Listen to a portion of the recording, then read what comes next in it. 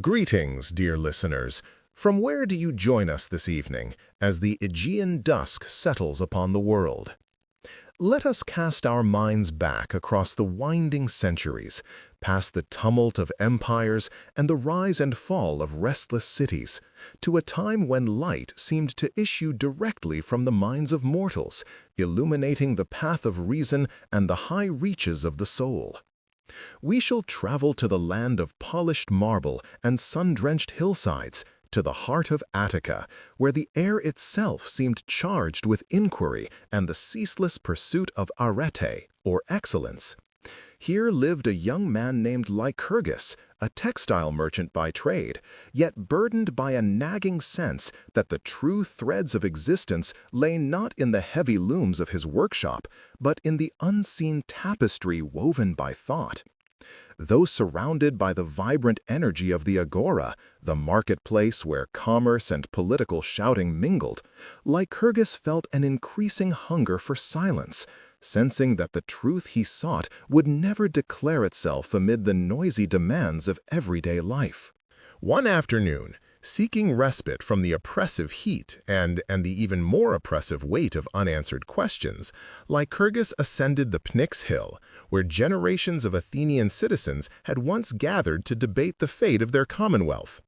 He sat upon the rough stone, watching the shadows lengthen and embrace the great structures below, realizing that while his city excelled in crafting laws and building temples, it had yet to teach him how to craft a truly resilient spirit. The memory of the great questioner, Socrates, who had walked these very stones decades prior, whispering, "Know thyself," resonated deep within his breast like the strike of a clear bronze bell. He understood that before he could master the world, or even master his business, he must first find the mastery of the small kingdom residing behind his own eyes. Lycurgus resolved that night to leave the cacophony of the marketplace behind, trading the pursuit of fleeting profit for the lasting treasure of insight.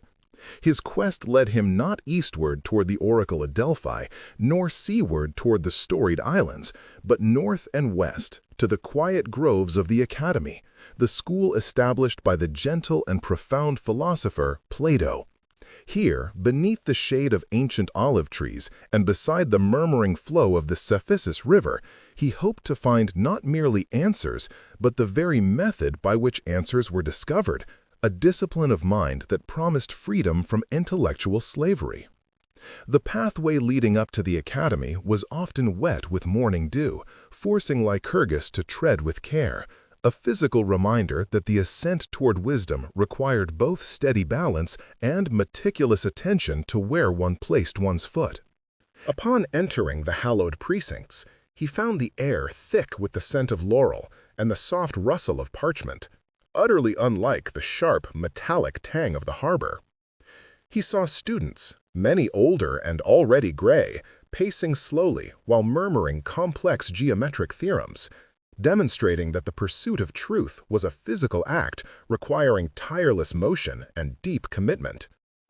A revered elder, Cleanthes, noticing the young man's hesitant steps, offered a simple greeting, his eyes holding the patient depth of an ancient well that had witnessed many seasons and many thirsty travelers.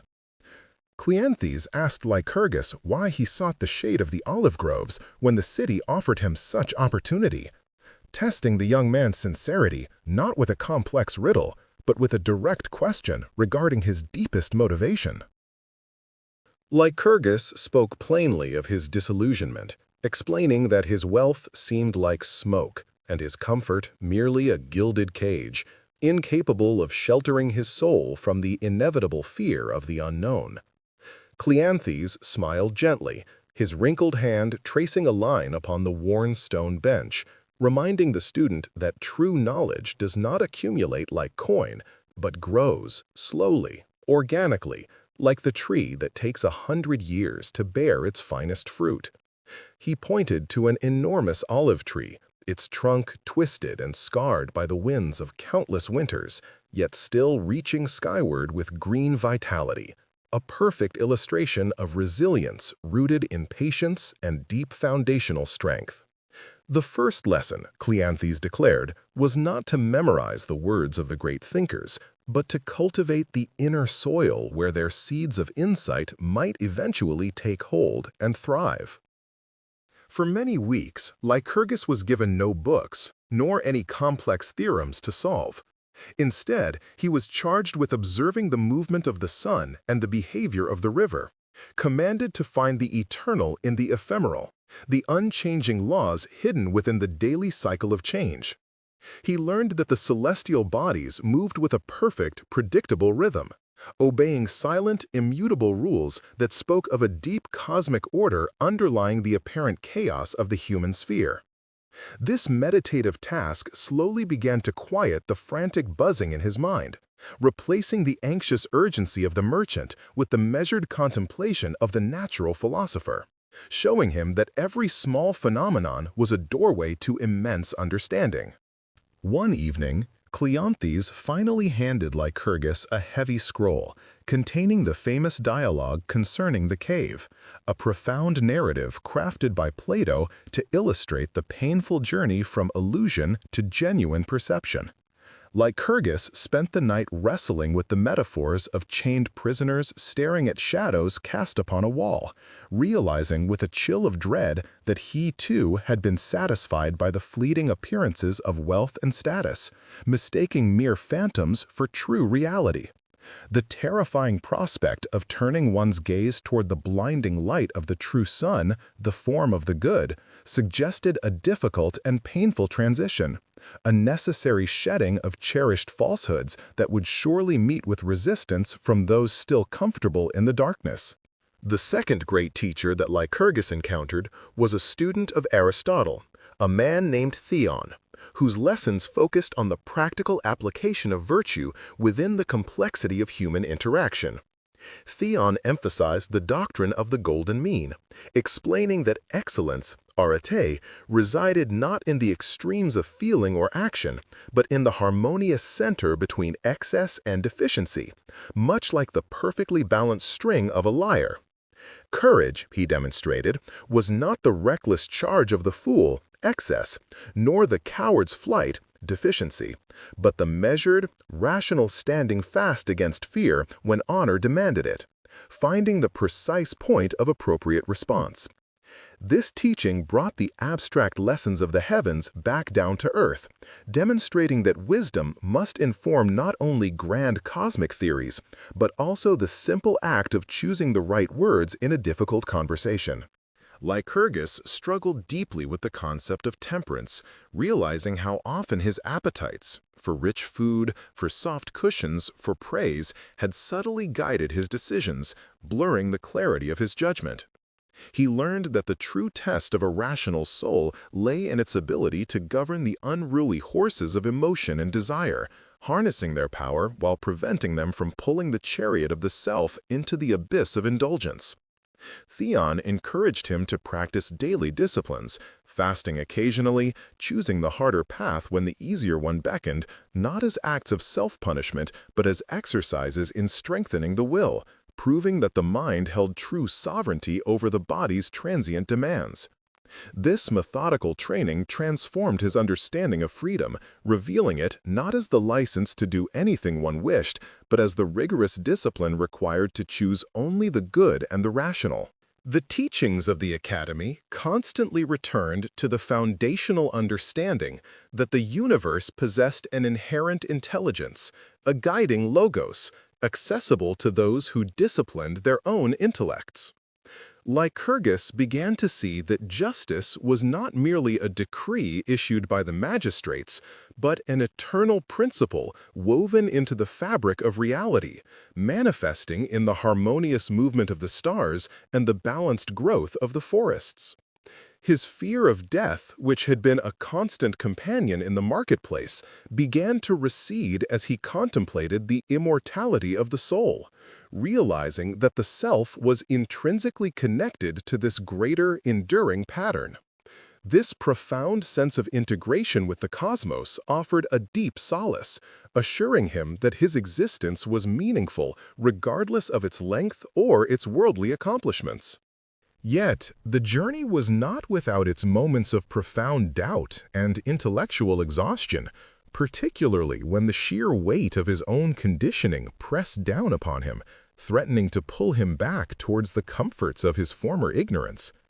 He sometimes longed for the simple, unquestioning certainty of the common folk, whose faith rested upon the pronouncements of the priests and the myths of the gods, rather than the arduous, constant self-examination required by philosophy.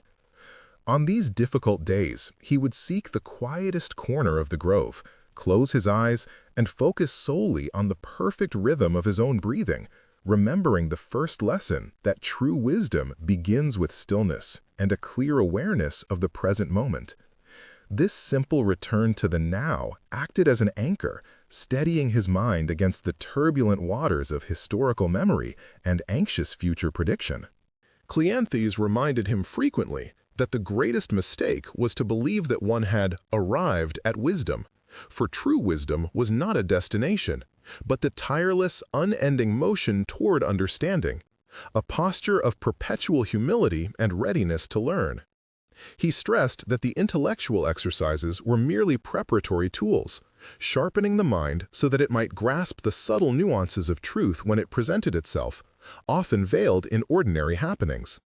The ultimate goal, the elder explained, was to integrate the abstract thought into lived existence, ensuring that every choice, every utterance, and every silent reflection was guided by the clear light of reason, thereby making the student's entire life a work of art and a testament to the power of the examined life. One crisp autumn morning, Cleanthes led Lycurgus away from the well-trod paths of the academy and down toward the dusty road leading to the harbor, a place Lycurgus had purposely avoided for months, associating it only with transient trade and distracting noise. The elder explained that the greatest test of internalized wisdom was not successful contemplation in solitude, but graceful action amidst the distractions and demands of a complex world, for reason must prove itself capable of guiding the practical sailor as much as the dreaming astronomer. He instructed Lycurgus to observe the sailors handling the ropes and the merchants haggling over the price of grain, watching how easily tempers flared and how quickly petty anxieties distorted judgment.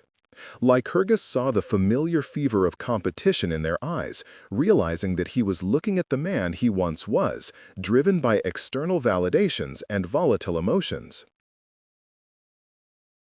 Cleanthes pointed to a ship being loaded with heavy amphorae, listing slightly in the harbor water, and used it as a parable of balance. A vessel cannot hold too much without capsizing, yet it must carry enough to fulfill its purpose. This was the practical demonstration of the golden mean. The wise person must engage with the world, earning sustenance, maintaining relationships, but must never allow the burdens of the world to overwhelm the cargo of the soul. Lycurgus mused that the merchant who seeks immeasurable wealth risks sinking himself just as surely as the ship overloaded with gold, while the philosopher who avoids all worldly commerce risks drifting aimlessly, unable to sustain the life necessary for thought itself. Lycurgus mused that the merchant who seeks immeasurable wealth risks sinking himself just as surely as the ship overloaded with gold, while the philosopher who avoids all worldly commerce risks drifting aimlessly, unable to sustain the life necessary for thought itself.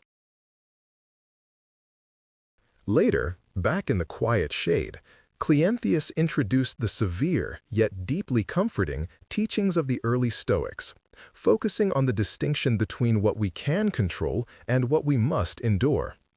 He taught Lycurgus the profound power of acceptance, explaining that external events, the cruelty of fate, the actions of foolish men, the shifting winds of fortune, are indifferent to our feelings and must be met not with wailing or resistance, but with firm, rational assent.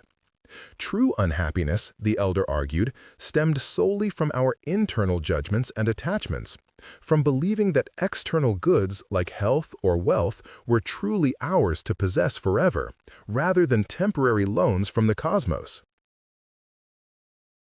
Lycurgus found this teaching the most challenging, as it demanded not merely intellectual understanding, but a deep reordering of his emotional architecture, requiring him to surrender his fear of suffering and loss. He began practicing the mental exercise of premeditation of evils, intentionally contemplating the loss of his possessions, the decay of his body, and the inevitable parting from loved ones, thereby weakening the sting of these eventualities before they occurred. By facing these stark realities directly in the quiet theater of his mind, he discovered a surprising reservoir of inner peace, realizing that his essence, his capacity for reasoned judgment, remained inviolable, regardless of external devastation. He understood now that the ultimate goal of Greek wisdom was not the mere accumulation of facts about the world, but the forging of a character impervious to misfortune and committed perpetually to justice and temperance. The true philosopher was akin to the skilled sculptor, systematically chipping away at the excess marble of bad habit and false belief until the perfect, inherent form of the rational human being stood revealed. This process was unending, demanding daily attention and rigorous self-censure, ensuring that the finished work was strong enough to withstand the scrutiny of both gods and men. One final lesson Cleanthes imparted concerned the nature of friendship, which the great thinkers held to be one of the highest forms of earthly good, essential for the flourishing of virtue. He explained that a true friend was not merely a companion for merriment, but a second set of eyes, a mirror in which the soul could examine its own flaws with honesty and gentleness. Lycurgus learned that true companionship required the same rigorous adherence to virtue as solitary contemplation, demanding honesty, loyalty, and a shared dedication to the high ideals of the examined life, allowing two souls to ascend the difficult path together. The time for Lycurgus's return drew near, though he no longer felt the anxious urge to reclaim his old life. Instead, he felt a quiet readiness to re-enter the world armed with the shield of reason and the spear of disciplined thought. Cleanthes offered no formal benediction, only a reminder that the academy was merely a starting point, and that the greatest dialogues of philosophy would henceforth take place within his own heart. The elder warned him sternly to beware of intellectual pride, reminding him that the moment one assumes perfect wisdom, one ceases to truly seek it, and the seeds of knowledge begin immediately to wither.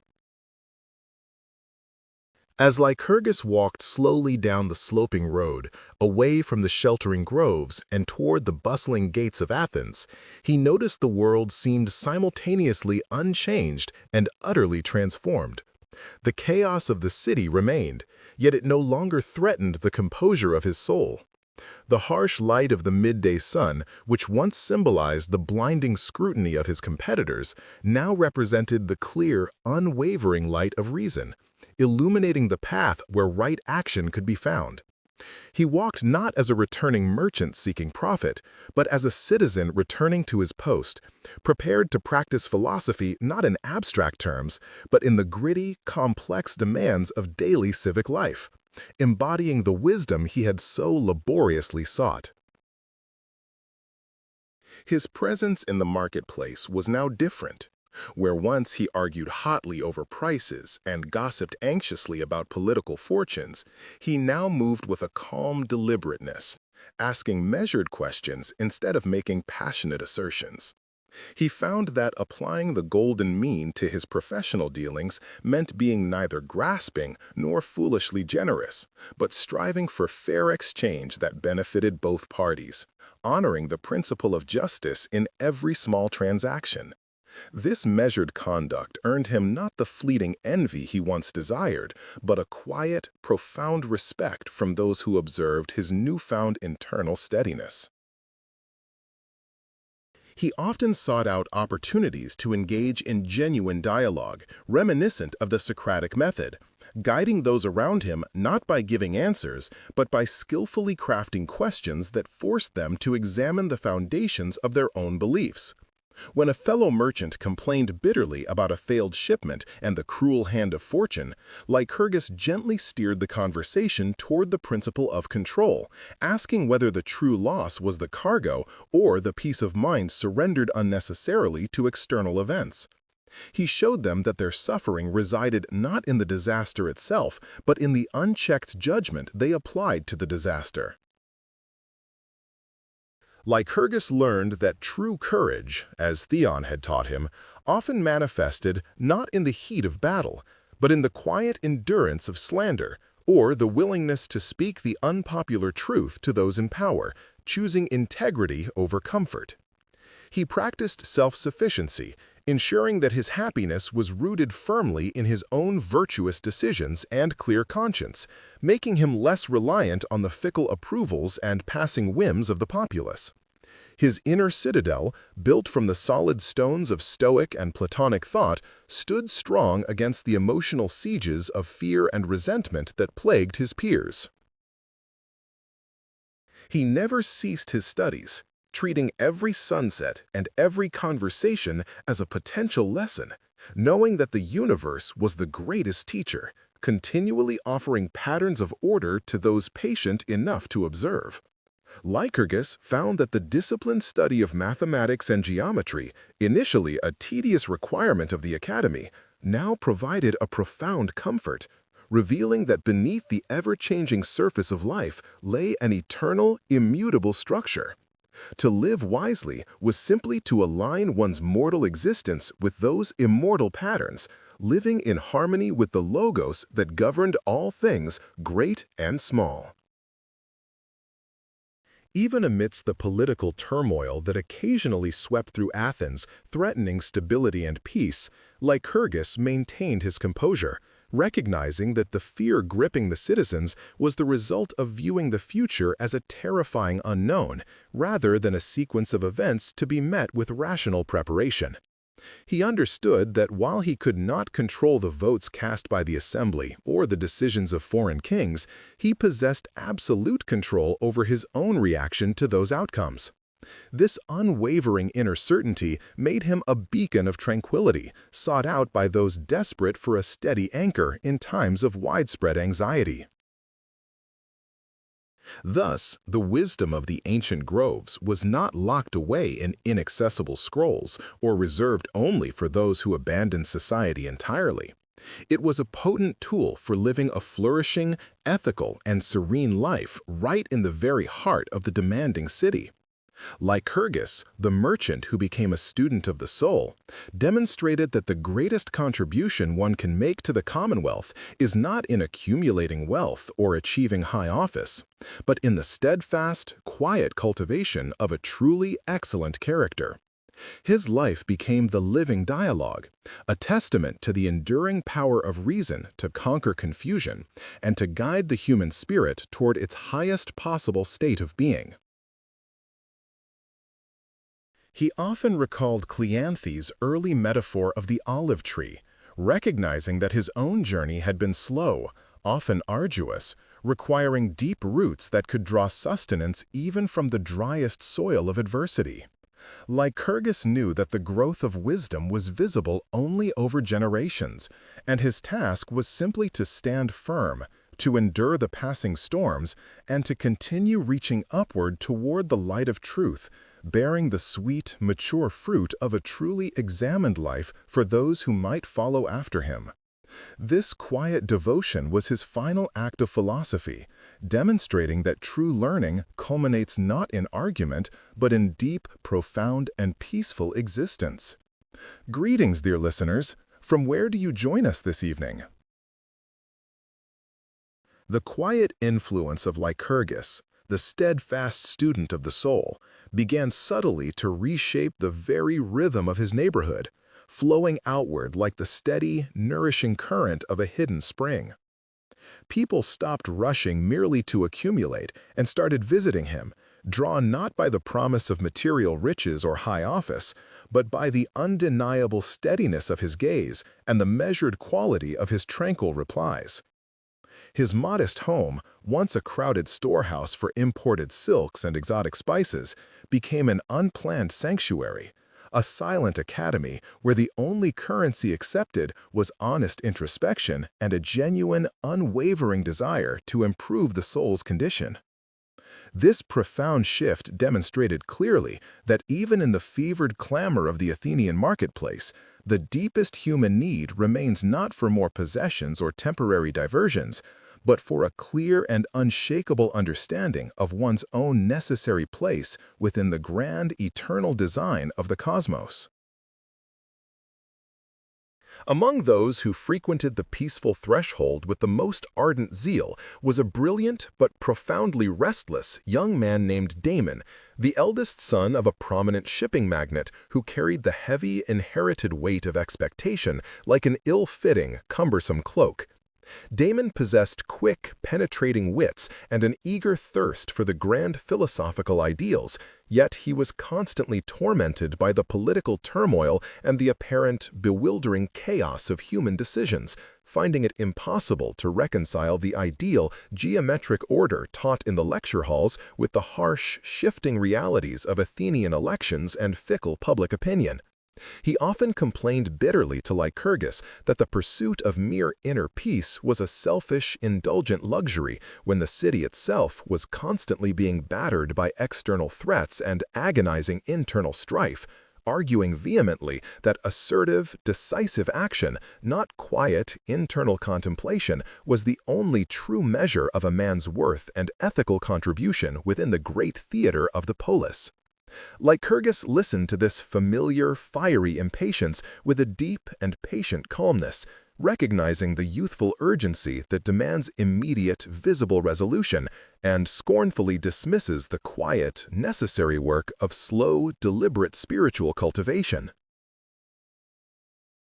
To address this powerful, energetic cynicism, Lycurgus finally offered Damon a memorable analogy, drawing upon the very profession the young man was destined by fate and family obligation to inherit, suggesting they meditate deeply upon the fundamental nature of a large, heavy ship facing a furious, unexpected gale far from any protective coast.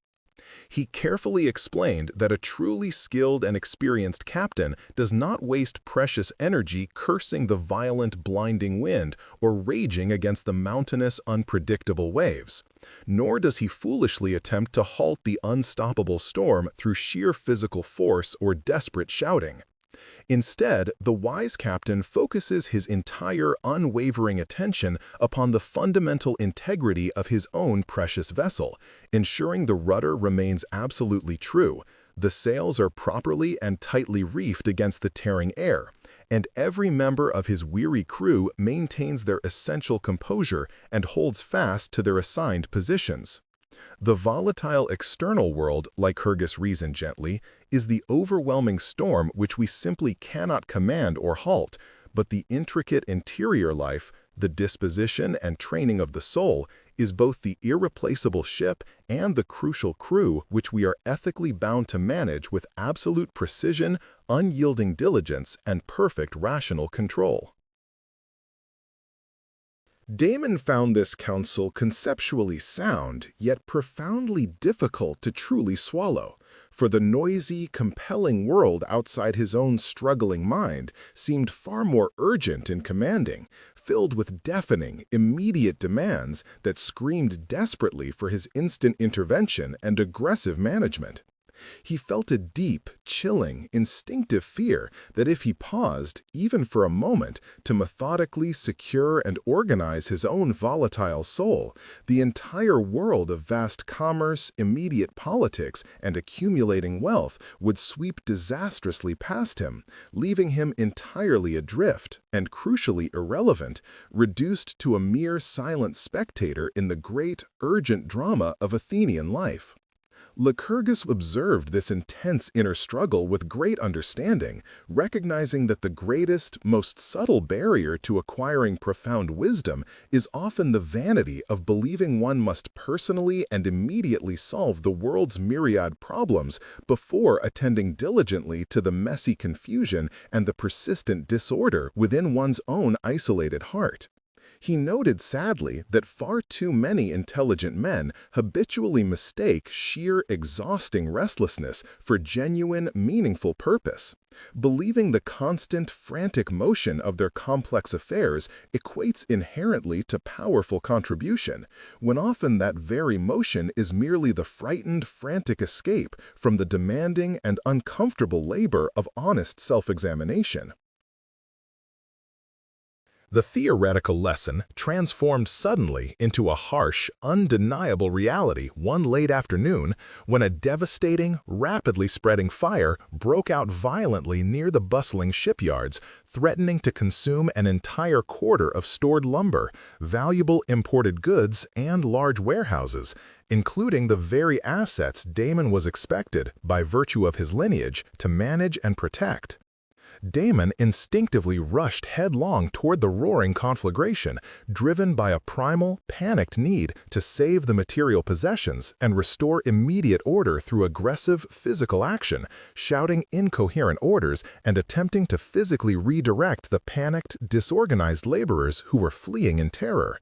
Lycurgus arrived at the scene shortly after, moving not with the slightest trace of haste or nervous urgency, but with a deliberate, calm economy of movement, his gaze assessing the catastrophic situation not primarily through the lens of material loss, but through the crucial lens of strategic efficiency and coordinated, rational effort.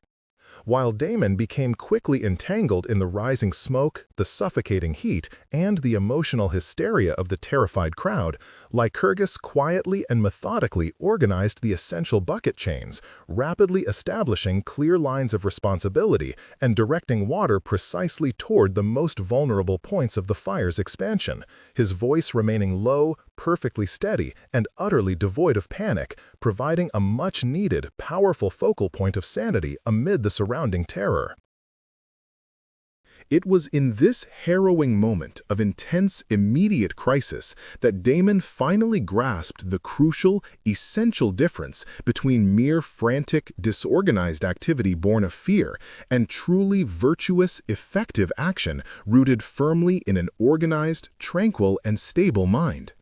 He watched in astonished silence as the exhausted, bewildered laborers naturally and instinctively turned away from his own loud, panicked commands, instead gravitating toward Lycurgus, drawn to him not by any formal authority or legal power, for he held none in this setting, but by the sheer, undeniable quality of his profound composure, which immediately inspired confidence, instilled self-control, and facilitated precise execution where only chaos and paralyzing terror had reigned moments before. The fire was eventually contained, and though the material losses proved substantial, the disaster was mitigated significantly by the orderly, rational response guided solely by Lycurgus's quiet, commanding presence, definitively proving that the rigorous cultivation of deep inner stillness was never an avoidance of one's civic responsibility, but was instead the very immovable foundation upon which all truly effective responsibility must inevitably be built. Damon returned to Lycurgus's modest house that night, no longer seeking abstract, rhetorical arguments about justice and action, but instead desperately seeking the practical means by which such profound, unshakable composure could be perfectly maintained even when surrounded by the immediate threat of utter destruction and overwhelming ruin. Lycurgus spoke then, very late into the night, of the unbroken thread, describing how the wisest philosophers saw the entire, complex sequence of events in life not as a series of isolated, random accidents, but as a continuous, divinely ordered, singular pattern, stretching back endlessly to the very beginning of time and forward inexorably to eternity. He gently taught the young man that the truly wise and self-mastered person accepts the absolute necessity of what has already occurred and focuses his entire magnificent will upon the flawless excellence of the single present moment, understanding implicitly that this one fleeting moment, governed entirely by his rational response, is the only place where true, potent freedom resides and can be exercised. This deep, profound acceptance of necessity did not, he emphasized, foster mere passive surrender, but instead granted an immense, focused, and purposeful energy, entirely eliminating the debilitating mental friction caused by fruitlessly raging against the reality of things which are entirely and forever beyond our specific ability to alter or change. The lifelong practice, Lycurgus concluded, lay in continuously drawing that unbroken thread straight and true, ensuring that each moment of decisive action was born not from terrified impulse or paralyzing despair, but solely from carefully considered, uncorrupted, and rational virtue. This deep, profound acceptance of necessity did not, he emphasized, foster mere passive surrender, but instead granted an immense, focused, and purposeful energy, entirely eliminating the debilitating mental friction caused by fruitlessly raging against the reality of things which are entirely and forever beyond our specific ability to alter or change. The lifelong practice, Lycurgus concluded, lay in continuously drawing that unbroken thread straight and true, ensuring that each moment of decisive action was born not from terrified impulse or paralyzing despair, but solely from carefully considered, uncorrupted, and rational virtue. Damon began then the difficult, necessary task of charting his own inner landscape, realizing that for years he had approached his soul with the same disorganized frenzy he had used to fight the shipyard fire, attempting to manage his passions and his fears through sheer brute force rather than through disciplined reason. He dedicated himself to the morning contemplation, reserving the first hour of the day to examine his expectations and mentally prepare himself for the inevitable disappointments and injustices that the coming day would surely bring, recognizing that foreknowledge and preparedness were the first allies of tranquility. Slowly, painstakingly, he began to dismantle the vast, imposing fortress of his inherited vanity, recognizing that his desire to control the world had been far greater than his ability to truly improve his own character. Understanding at last that a man's greatest influence is not in his command over others, but in the majestic command he holds over the interior governance of himself. Greetings, dear listeners. From where do you join us this evening? Lycurgus observed Damon's progress with the silent approval of a craftsman watching fine wood take shape beneath the chisel, knowing that the greatest test of this nascent tranquility would arise not during the quiet morning study, but amid the clamor and petty malice of the marketplace. To hasten this vital lesson, the old philosopher subtly ensured that a persistent stream of baseless rumors concerning Damon's perceived arrogance and his newly acquired, perhaps insincere, piety began to circulate amongst the city's gossips and busybodies. Damon, hearing these whispered slights, felt the familiar hot rush of indignation surge through him, the ancient instinctive desire to violently defend his honor against visible falsehoods, threatening to shatter the meticulous calmness he had painstakingly constructed over months. Yet, remembering Lycurgus's foundational teaching that the true measure of a man resides only in his own assessment of his duties fulfilled, and never in the fleeting, corrupted opinions of those incapable of sound judgment, he paused, drawing a long, slow breath before responding to the temptation of bitter defense. He considered deeply the nature of the words spoken against him, realizing that the slander itself was merely sound and air, possessing no true power unless Damon himself granted it entry into his soul and permission to disturb his inner peace. He reminded himself that the opinions of others, much like the changing weather or the tides of the sea, were external phenomena, over which he held precisely zero claim or authority, and to dedicate mental energy to correcting them was the purest form of self-sabotage and distraction from his true work. Instead of wasting precious time in furious explanation or defensive justification, Damon doubled his efforts toward honest, constructive action, ensuring that his visible conduct would stand as the only necessary rebuttal, a silent and unassailable testament to the integrity of his true character. Lycurgus, watching this deliberate patience, understood that Damon had crossed a crucial threshold, having learned to reject the debilitating mental friction caused by fruitlessly raging against the reality of things which are entirely and forever beyond our specific ability to alter or change. When the season of the long harvests arrived, bringing with it the inevitable disputes over water rights and shared acreage, Lycurgus called Damon to the olive grove where the old man usually held his quiet sessions of teaching and judgment. He tasked Damon with mediating a particularly venomous dispute between two prominent landholders whose generations of rivalry had escalated into threats of open violence, a task that demanded not just quick intellect, but profound, unbiased human empathy and a deep commitment to social harmony. Lycurgus explained then that true wisdom was not merely the ability to articulate virtuous maxims while sitting in comfortable isolation, but the consistent commitment to embody those maxims while navigating the muddy, difficult currents of real human greed and deeply entrenched resentment. Damon accepted the charge, understanding that the philosophical battlefield had moved from the quiet confines of his own mind to the messy, sprawling conflict zone of the community, demanding the same fierce dedication to objective reason he had cultivated in solitude.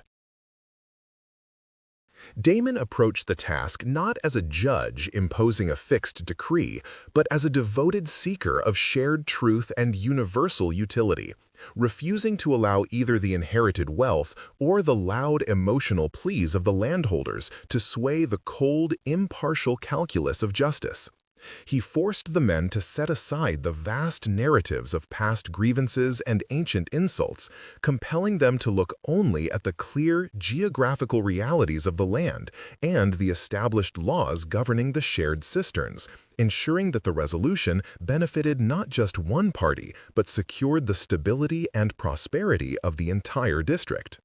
This mediation required immense and continuous mental strain, as he repeatedly had to intercept his own human impulse toward impatience or the easier path of compromise, constantly checking his reactions against the unwavering standard of the unbroken thread, the path of pure, uncorrupted rationality.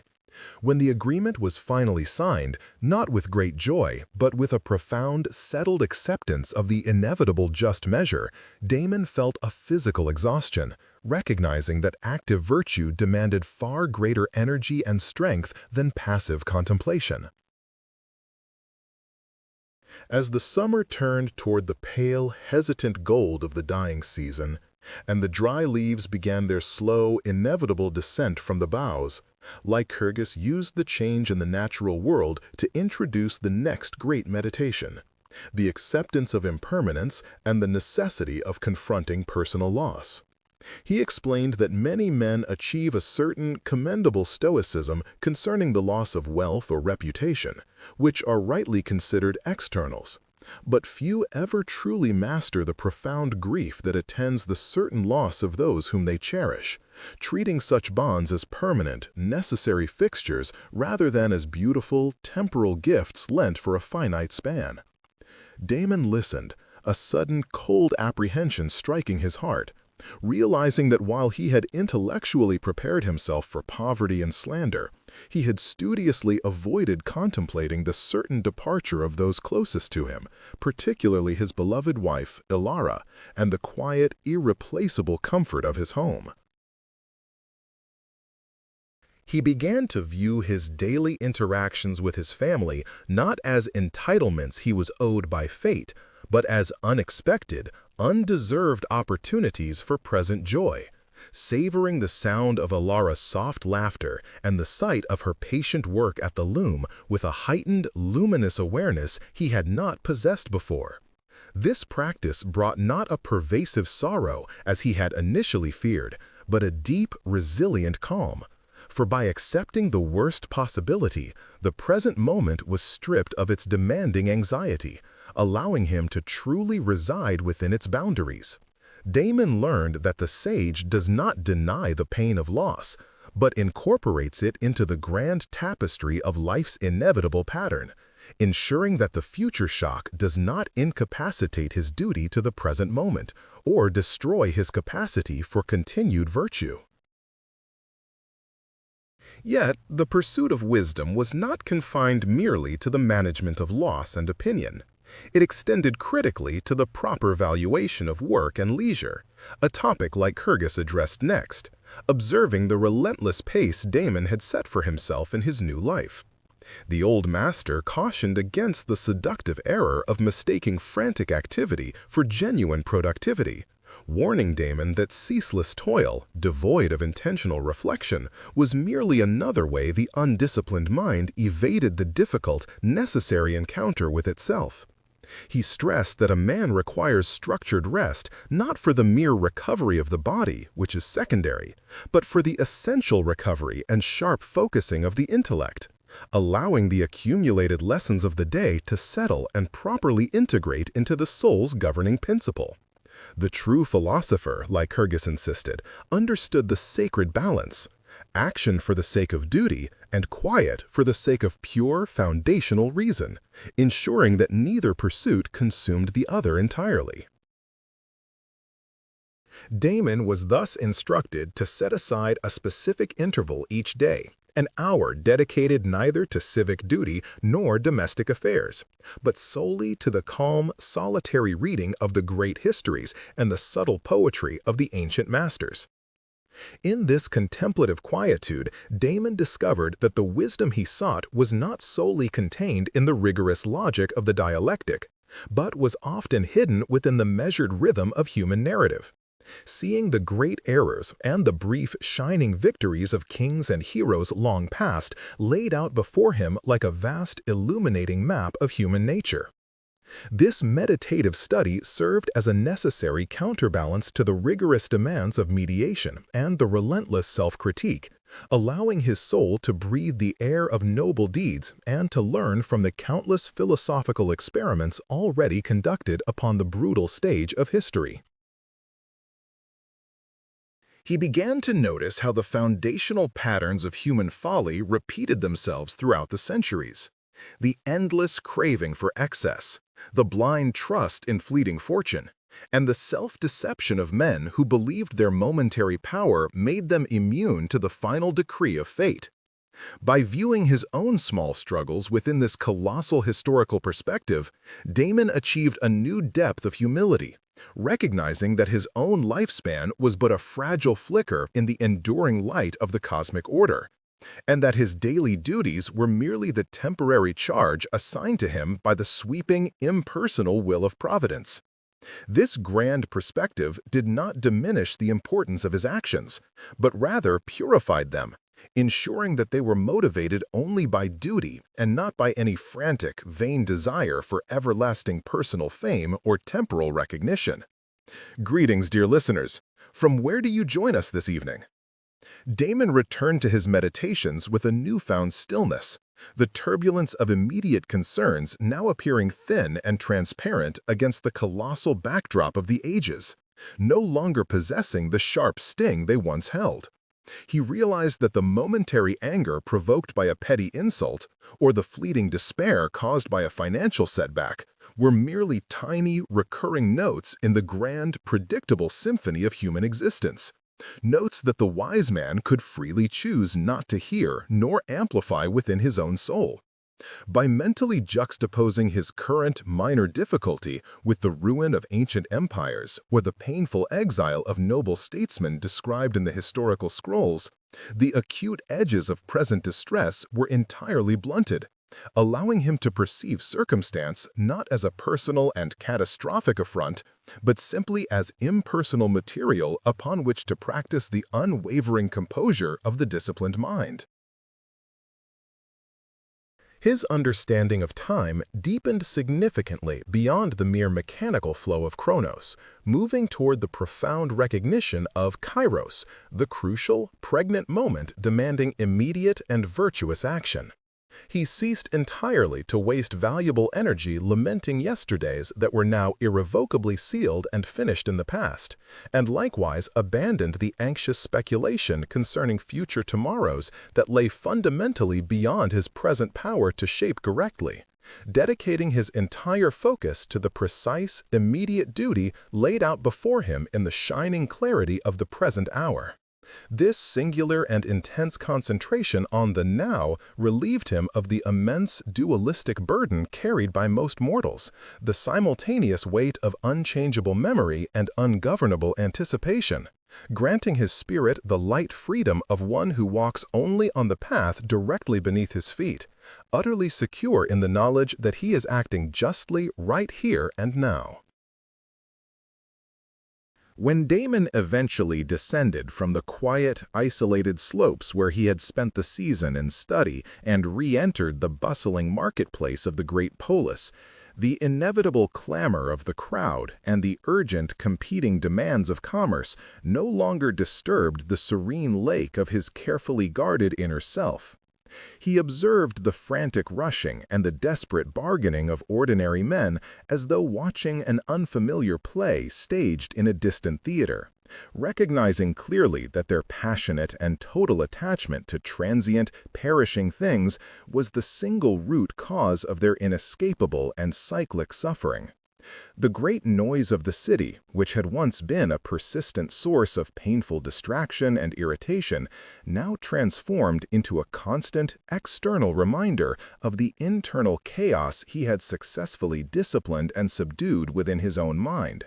thus serving as a strange, vibrant bell tolling the quiet sound of his profound, invisible victory. One day, seeking a balance to his contemplative solitude, he sought counsel with Lycomedes, a respected elder known for his pragmatic wisdom and deep involvement in managing the complex affairs of the state, who gently challenged Damon's heavy reliance on historical precedent and withdrawal from immediate civic life. Lycomedes argued that pure, unapplied contemplation, while undeniably noble in its aspiration, always risked turning the soul into a mere polished mirror that only reflected the deeds of others, suggesting with force that true, tested virtue must be robustly shaped and proven by the active resistance inherent in the real, imperfect world of men.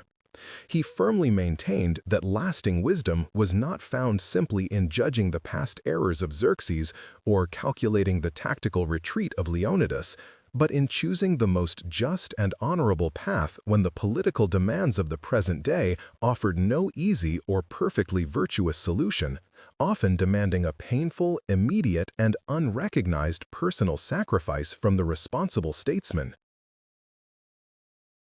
This vital philosophical discussion on the necessity of active participation prepared him subtly for a painful domestic trial when, shortly thereafter, news arrived of the sudden, unexpected illness and subsequent death of his beloved cousin, Philo, a man renowned throughout the city for his unparalleled kindness and cheerful disposition.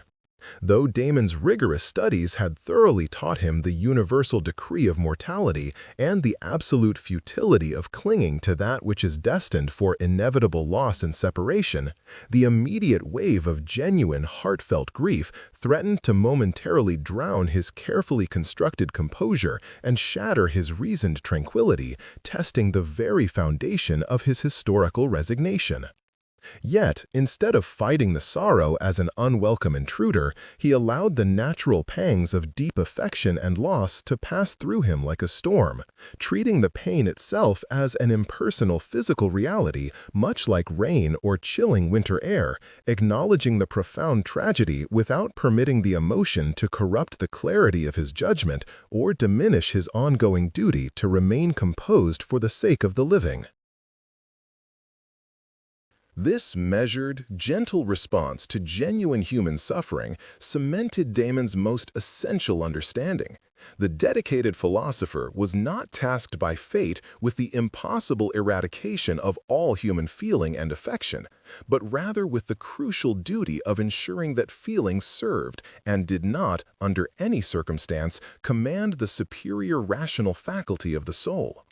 He realized that the painstaking work of the wise man was ultimately akin to that of the master sculptor, who carefully studies the rough, untamed block of marble, understanding deep within his craft that the perfect, essential form is already latent and waiting within the very stone, requiring only enormous patience and meticulous, persistent effort to chip away the superfluous material that obscures its destined inherent shape. Thus, his ultimate daily goal became the continuous, relentless removal of all that was unnecessary and distorting: the corrosive fear, the foolish vanity, the burning resentment, the anxious craving, until only the clean, unburdened, essential form of his most virtuous self remained revealed, eternally ready to serve the sweeping, impersonal will of Providence without complaint or hesitation. This inner discipline manifested externally as a profound and settled patience toward the faults and weaknesses of his fellow citizens, whom he now regarded with the gentle understanding one reserves for children stumbling through a difficult lesson they have yet to grasp fully. He understood that the cruelty and folly exhibited by others sprang not from malicious intent, but almost always from simple ignorance, an inability to perceive the cosmic order and their own diminutive grace within it, believing erroneously that their own temporary appetites held greater weight than the eternal laws of nature. Damon, therefore, found himself entirely immune to the sting of calumny or the weight of unjust criticism, perceiving such attacks merely as the meaningless, distorted reflections cast by the unpolished and struggling souls of those who had not yet dared to look inward and purify their own internal vision. Damon, therefore, found himself entirely immune to the sting of calumny or the weight of unjust criticism, perceiving such attacks merely as the meaningless, distorted reflections cast by the unpolished and struggling souls of those who had not yet dared to look inward and purify their own internal vision. He began to teach, not in the grand, formal lecture halls where sophists often sought applause and temporary fame, but through quiet, measured dialogue in the public gardens and beneath the shade of the olive trees, addressing individuals burdened by specific, immediate distress.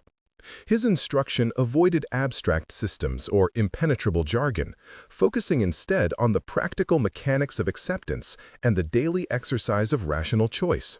guiding the troubled person to recognize which aspects of their suffering were merely external and therefore indifferent, and which were internal and therefore entirely subject to the immediate, purifying control of their own judgment.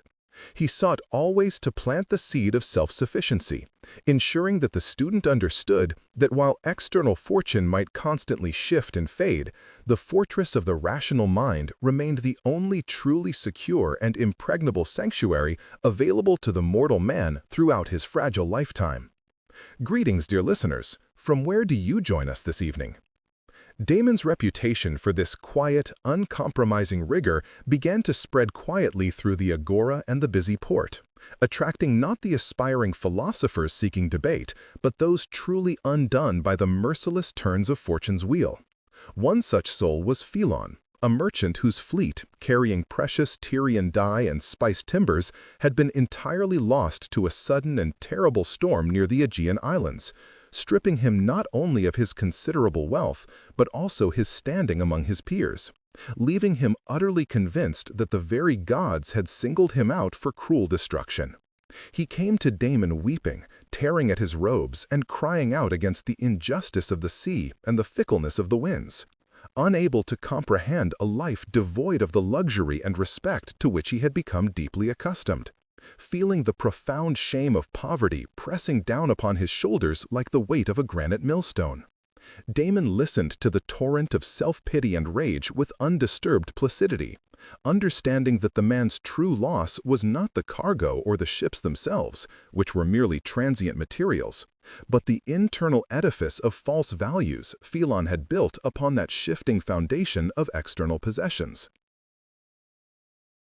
When Philon finally exhausted his lamentations and fell silent, Damon posed a single, penetrating question, asking whether the merchant grieved for the wood and canvas itself or for the distorted judgment he now held regarding his current state of impoverishment.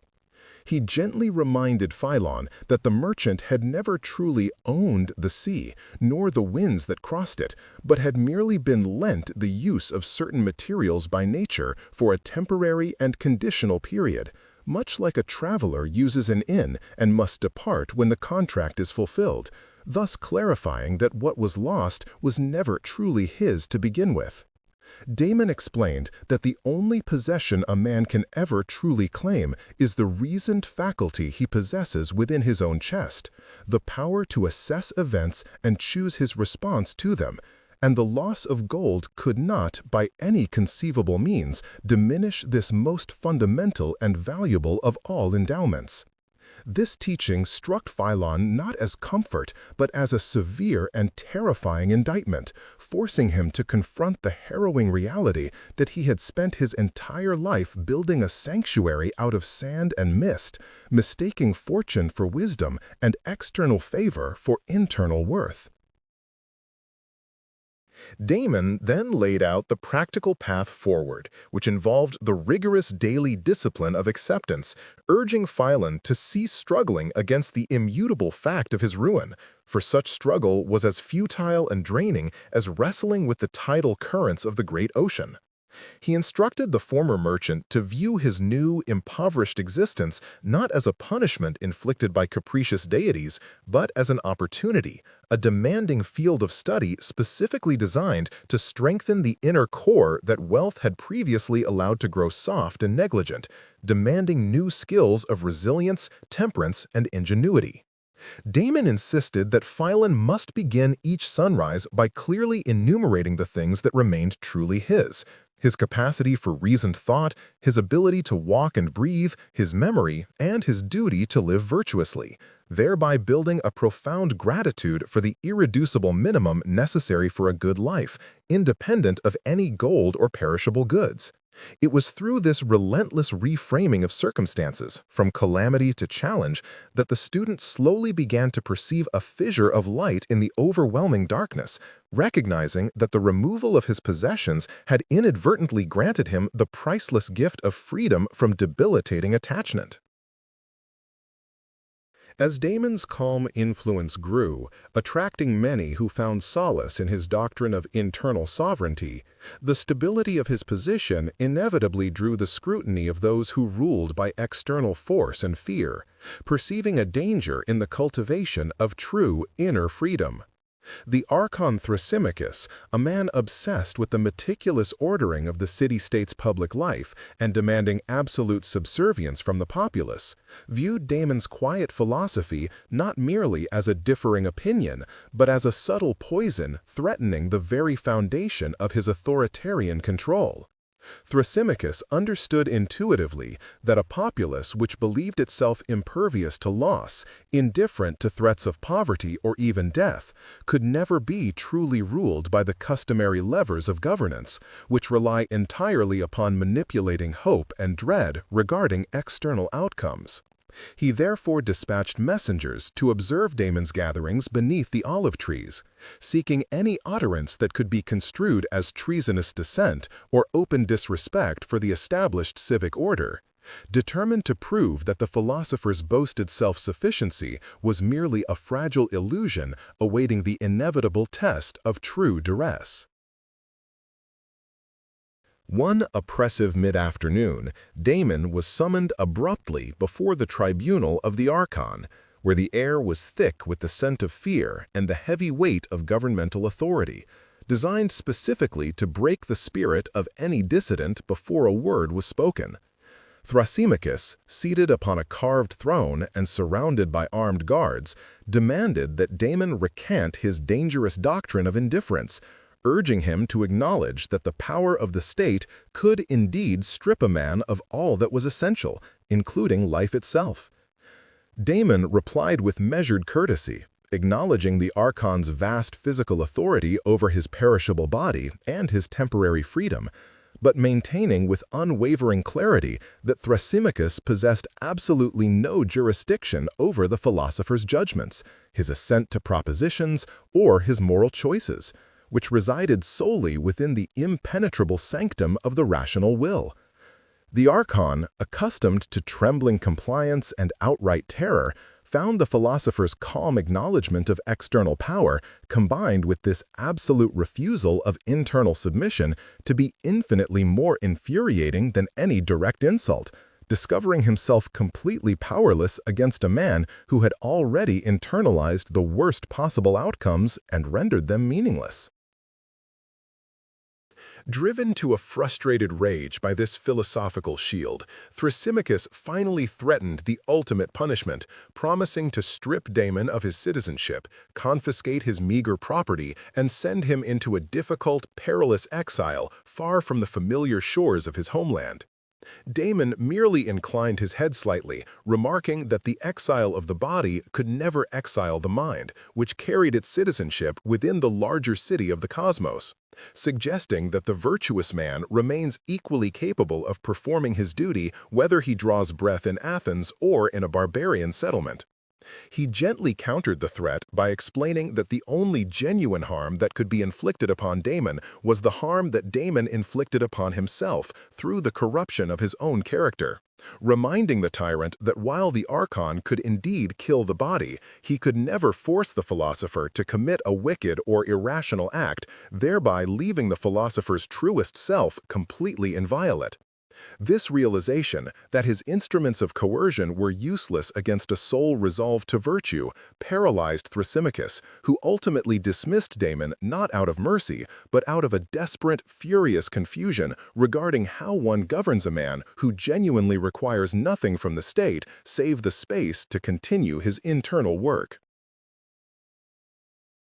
Returning to the quiet sanctity of the public garden, Damon did not boast of his confrontation, but instead used the entire experience as a profound, living demonstration of the doctrines he had always espoused, showing his students that philosophy was not merely a collection of clever maxims to be recited in tranquility, but an inner readiness for the inevitable shock of life's severe trials. The students, many of whom had secretly feared for his life and freedom, now grasped with startling clarity the distinction between that which can be taken away by others, property, status, life itself, and that which remains eternally within one's keeping, shielded entirely from external meddling. Damon pointed out that his body had been momentarily held hostage in the Archon's hall, yet his true self, the reasoning faculty, had never left the garden, remaining entirely free and unconstrained, proving that the deepest and most meaningful freedom is achieved not through external victory over tyranny, but through the internal, courageous withdrawal of the spirit from the jurisdiction of all external powers. He emphasized that the wise man must practice the art of detachment daily, treating his own body, his wealth, and his very life as precious gifts loaned by the cosmic order, to be returned without complaint or fear when the great ledger of fate demands their inevitable reckoning, reserving all fear and attention only for the corruption of his own moral intention. Damon noted that the most challenging practice for the soul was the acceptance not merely of great calamity, such as the loss of a fleet or the threat of a tyrant, but of the ceaseless, petty irritations that erode the spirit throughout the ordinary day, the unexpected noise, the careless insult, the minor aches of the aging flesh, and the unending demands of fools. He taught that the proper response to such small, consistent trials was identical to the response required for great disasters, the instant application of rational judgment to determine whether the irritating event was internal, and therefore solvable by choice, or external, and therefore indifferent and irrelevant to the essential goodness of the soul. True mastery was not demonstrated by enduring imprisonment with courage, which few men face, but by enduring the daily traffic of Athenian life, the market's avarice, the politician's deceit, and the neighbor's envy, without allowing the internal fortress to be breached by anger or despair. He often illustrated this point by observing the flow of the Kifissos River, reminding his listeners that the river does not fight the stones that obstruct its path, nor does it lament the change of its course, but simply adjusts its flow and continues its irresistible journey toward the sea, utilizing the very obstacles in its path as the necessary conditions for its movement. Thus, the philosopher must adopt a similar plasticity of spirit, viewing every perceived obstruction, a sudden illness, a betrayal by a friend, a political downturn, not as a failure of fortune, but as the raw material provided by nature, which the rational soul must then utilize to practice the virtues of patience, forgiveness, or endurance. Damon insisted that the greatest shame was not to be afflicted by unfortunate events, for such is the lot of all mortals, but to allow those external misfortunes to drag down the quality of the inner rational life, thereby compounding temporary affliction with lasting spiritual error. For Philon, the disgraced merchant, this translated into the rigorous practice of humility, forcing him to accept menial work he would have previously scorned, laboring with his hands for the first time in his life, and finding that the sweat of honest effort carried a peculiar sweetness that the profits of his former ventures had entirely lacked. He found himself, paradoxically, less fearful of the world now that he had nothing left to lose, recognizing that true wealth consisted not in the vastness of one's estate, which was always vulnerable to storm and decay, but in the small, reliable capacity to face the hour's duty with dignity and an uncorrupted mind. This profound shift from reliance on external props to reliance on internal strength marked Philon's true commencement into the philosophical life, proving